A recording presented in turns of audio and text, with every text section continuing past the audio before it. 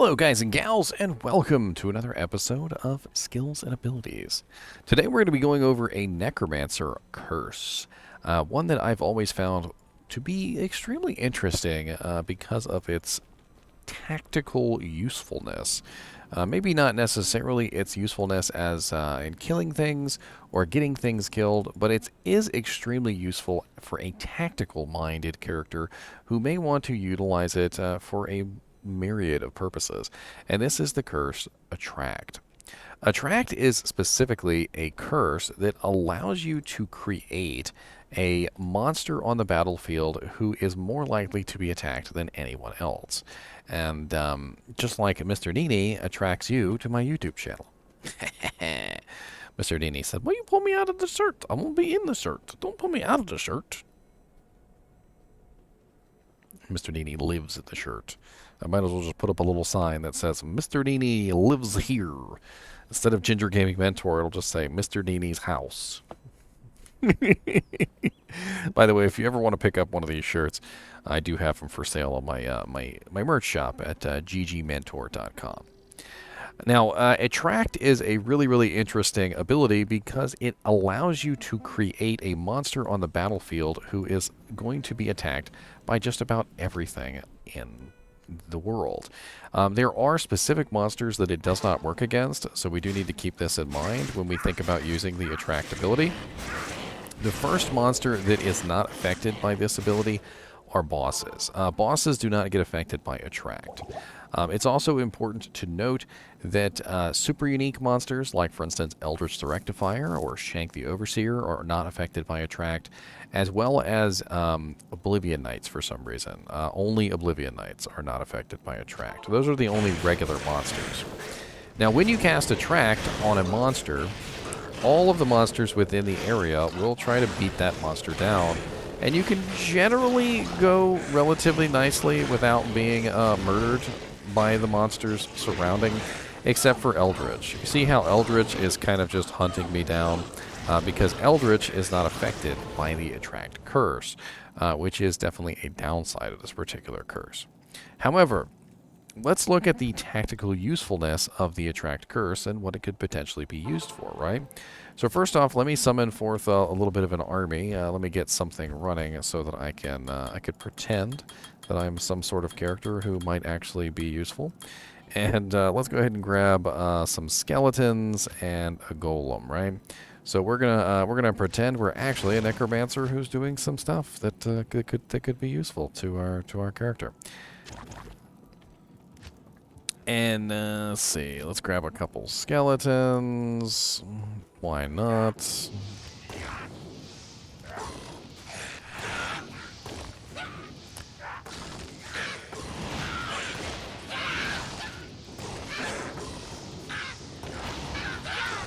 You know, the easiest way to do this, the easiest way has always been the Pintle Portal. Let's just go to the Pintle Portal, shall we? If you're ever trying to build an army on your Necromancer, and you're having trouble maybe starting your army out, maybe you don't have a mercenary yet, or whatever's going on, just head to the Pintle Portal and just cast your army here. It's literally the easiest way.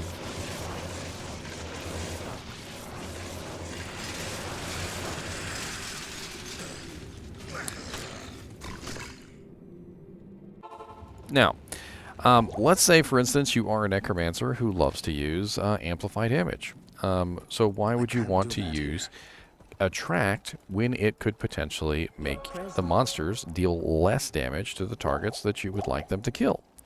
Well, Attract is the one very unique curse in the game which does not get overridden by other curses, and I'm going to demonstrate this. So in the field of battle, let's say, for instance, I was fighting these guys, and I Amplify Damage them, and I can Attract one of the monsters, and you will notice that Amplify Damage does not overwrite Attract. And Attract only affects one target. And this becomes extremely useful because if you can Attract one particular monster, you can take the heat off of your minions, or you can take the heat off of your allies without necessarily ruining the effect of amplify damage or any other curses that you may be using. And this allows you to utilize Attract with Decrepify. It allows you to utilize Attract with lower resistance. It allows you to utilize Attract with amplify damage or dim vision or even confuse.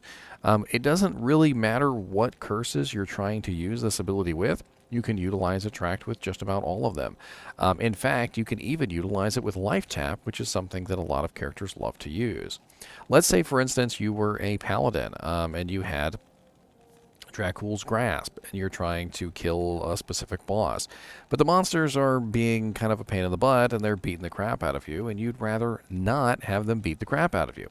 Well, if you had a Life Tap effect, and you had an Attract wand, which is something that you can get your hands on. You can also get Attract on some other items as well. And if I remember correctly, I think it even spawns on rings. Let me just do one quick check on Amazon Basin. Amazon Basin is a good place to find out whether an item can spawn on a specific thing.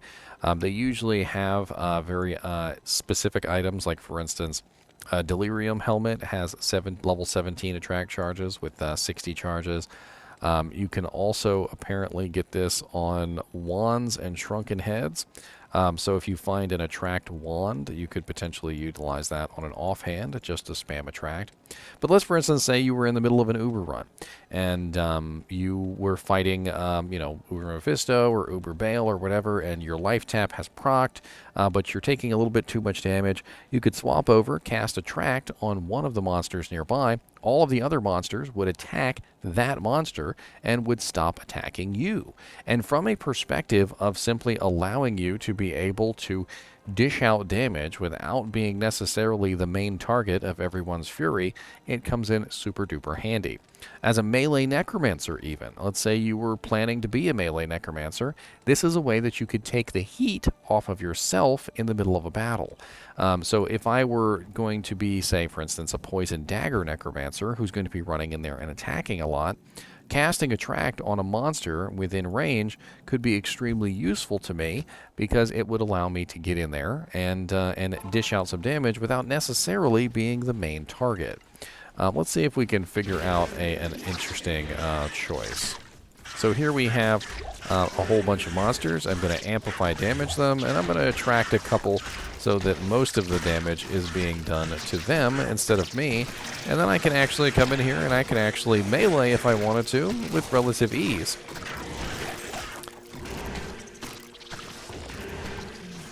And let's just attract a couple of these targets within the radius. Now, the added benefit of the Attract skill also means you'll be focusing the targets in a kind of a smaller range, which means that you'll have an easier time utilizing skills like Corpse Explosion. Corpse Explosion, of course, does a pretty massive amount of damage, and if you don't necessarily want to max out Corpse Explosion, you may want to have a situation where you want all the monsters kind of tightly grouped together without necessarily making them all tightly grouped together. Well, because Attract causes all the monsters to attack that one target, they're all going to group up on that one target, and then you can utilize Corpse Explosion to your advantage in those situations to kill all the targets that have grouped up on the attracted monster. And because Attract does not overwrite Amplify damage,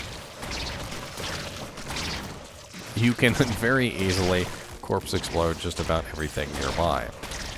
Now, the downside of Attract is that it doesn't cause ranged monsters to walk into physical range. So it's not going to force ranged monsters into physical range. It's only going to attract all the physical monsters. But it will also take the damage off of you as far as the ranged monsters go as well. As you can see here, when it comes to the Oblivion Knights, they don't pay attention to the Attract ability. So I'm right here, there's an attracted monster right here, and I am the one that they're going to attack, not the attracted monster. I don't know why Oblivion Knights in particular are immune to the Attract effect, but they definitely are. And this means that Attract will not be useful in areas like, say, the Travancore Council. because the majority of the monsters in the council area are, of course, elites, which means that the majority of the monsters in the council are not going to be affected by the Attract curse.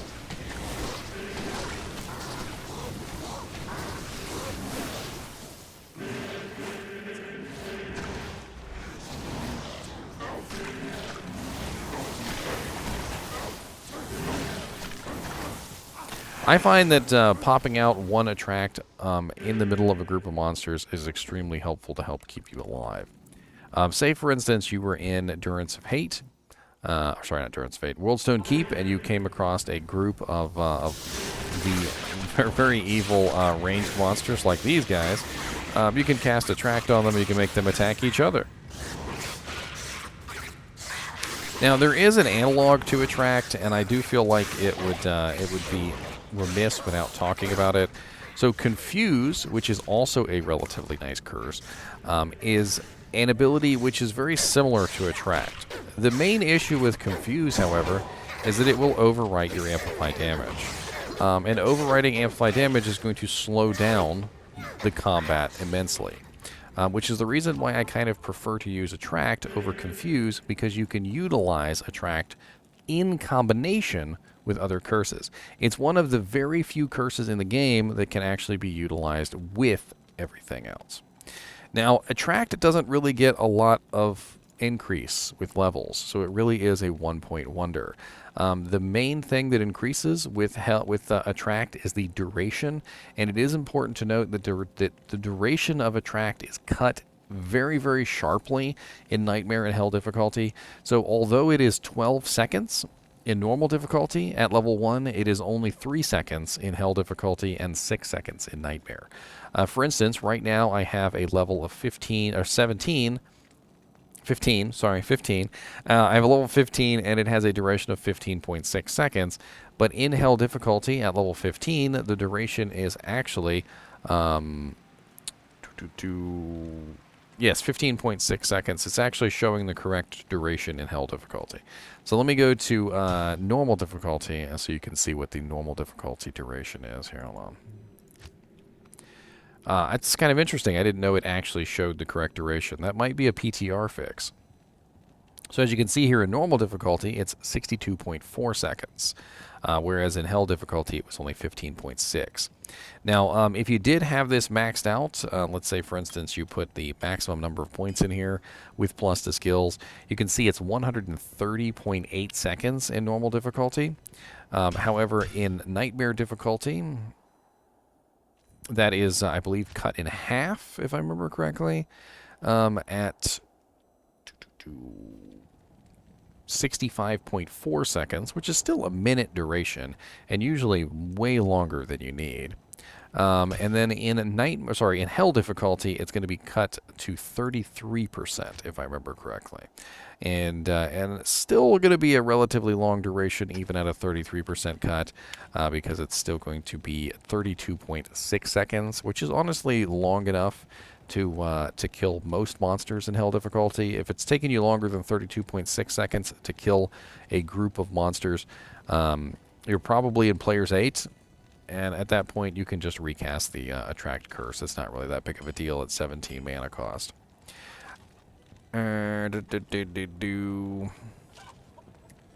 to remember exactly if there's anything else we can go over here. I think we've actually gone over everything with this. It is affected by cast rate, of course, but that's not really a big deal because you only really cast it once. It cannot be overwritten, even by itself, believe it or not. So if you cast this on a target, you can't even cast it again to overwrite the Attract curse to refresh the duration. It's just stuck at the original cast, and until it wears off, you cannot cast it again. Of course, if the monster dies, then obviously the spell is gone. The monster also may continue attacking the monster who was attracted even after the curse is finished. It really depends on how the attacker's AI is working. But because the attacker is already attacking the target, sometimes they will continue to attack the target even after the effect expires, which is kind of funny. Trying to remember here anything else I'm missing. Monster EXP. You will gain monster EXP from any monsters killed by the attracted, and any of those who were killed while attracted. So, for instance, if you curse a monster who is attracted and he is killed by an enemy, you will gain EXP for the monster that dies. And if your attracted monster kills a monster that is not attracted, because, of course, if you attract a monster, they're going to be fighting each other. If your monster who you cursed kills a monster who is not cursed, you will also gain EXP for those monsters whose dies. So it's interesting.